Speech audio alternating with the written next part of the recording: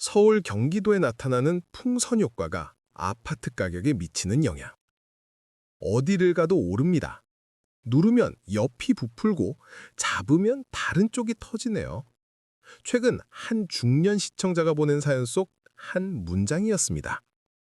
짧지만 지금 부동산 시장의 본질을 가장 잘 말해주는 표현이었습니다. 요즘 사람들은 이 현상을 풍선 효과라고 부릅니다. 서울을 눌렀더니 경기도가 부풀고 경기도를 묶었더니 다시 지방으로 번져가는 흐름.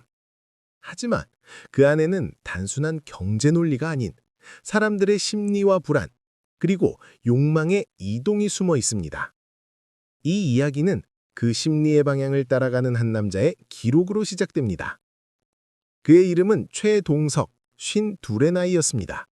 서울 구로구에서 20년 넘게 살아온 그는 늘 같은 길로 출근하고 같은 시간에 퇴근했습니다.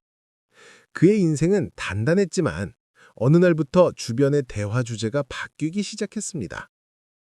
야, 너희 아파트 얼마 올랐는지 알아? 지금은 팔면 손해야. 더 오를 거야. 그때까지만 해도 그는 무심했습니다. 하지만 그해 여름, 옆 동네의 집값이 2배로 뛰었다는 소식을 듣고는 가슴 한켠이 이상하게 요동쳤습니다. 나는 가만히 있는데 세상은 왜 이렇게 급하게 달려가고 있지?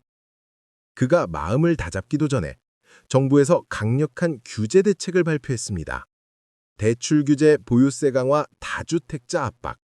그 소식이 나온 지 며칠도 안 돼 서울 부동산 거래는 꽁꽁 얼어붙었습니다. 그런데 이상한 일이 일어났습니다. 서울이 멈추자 경기도가 요동치기 시작했습니다.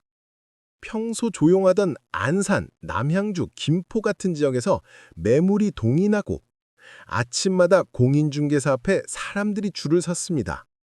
사람들은 이렇게 말했습니다. 이젠 서울은 힘들어요. 경기도라도 잡아야죠. 그 말을 듣는 순간 동석 씨의 마음속에서도 똑같은 불안이 피어올랐습니다. 나만 뒤처지는 건 아닐까? 그날 밤 그는 한참을 고민했습니다. 서울을 포기해야 하나? 아니면 조금 더 버텨야 하나? 잠들지 못한 새벽, 그는 우연히 오래된 다이어리를 펼쳤습니다. 그 안에는 이런 글귀가 적혀 있었습니다. 남이 뛰는 방향보다 내가 머무는 이유를 먼저 찾아라. 그는 그 문장을 한참 동안 바라보았습니다. 그 문장은 젊은 시절의 자신이 미래의 자신에게 건넨 편지 같았습니다. 다음 날 그는 경기도의 한 신도시로 향했습니다. 부동산 중개업소마다 사람들로 붐볐습니다. 한 중년 부부가 다급히 말했습니다. 여기라도 사야죠. 서울은 이제 끝이에요. 그들의 표정엔 희망보다 두려움이 짙게 묻어 있었습니다. 그때 중개인이 무심히 내뱉은 한마디가 동석 씨의 가슴을 찔렀습니다. 서울이 막히면 여길 찾고 여기도 막히면 또 다른 데로 갑니다. 사람 마음은 다 똑같죠. 풍선이니까요. 그는 그 말을 들으며 속으로 중얼거렸습니다. 풍선. 결국 터지는 건 마음이겠구나. 그로부터 몇 달 뒤 경기도의 아파트값은 빠르게 올랐습니다. 언론은 연일 풍선 효과를 말했고 전문가들은 분석을 쏟아냈습니다. 하지만 그 모든 뉴스 속에서 정작 누구도 묻지 않았습니다.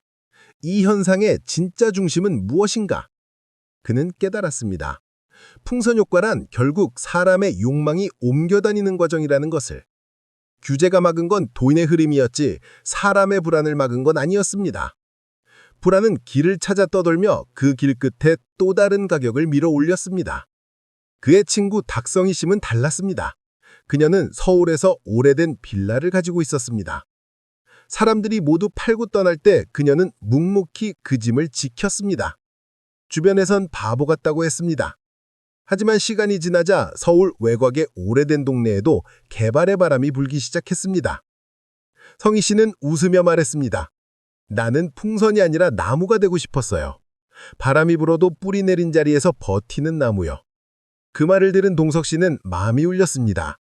그래, 진짜 안정은 도망이 아니라 버팀에서 오는 거구나. 몇 해가 흘렀습니다. 서울의 규제는 조금 완화됐고 경기도의 가격은 어느새 고점에 다다랐습니다. 풍선은 잠시 멈춘 듯했지만 사람들의 마음은 여전히 팽팽하게 부풀어 있었습니다. 그때 동석 씨는 스스로에게 물었습니다. 내가 정말 원하는 건 집인가 안심인가? 그는 조용히 미소 지었습니다. 이젠 안다. 풍선은 외부 압력 때문에 터지는 게 아니라 내 욕심이 한계를 넘을 때 터지는 거다. 이제 서울과 경기도를 바라보는 시선이 달라졌습니다. 서울의 상승을 부러워하지 않았고 경기도의 급등에 조급해하지도 않았습니다. 그는 오히려 주변의 사람들에게 이렇게 말했습니다. 풍선 효과는 시장이 아니라 마음에서 시작됩니다. 불안이 엉겨다니면 가격이 움직이고 마음이 안정되면 시장도 잦아듭니다. 그는 결국 자신만의 기준을 세웠습니다. 남들보다 빨리 사는 게 아니라 남들보다 깊이 이해하는 것. 지금 서울과 경기도의 부동산은 여전히 오르락내리락하고 있습니다. 하지만 현명한 사람은 압니다.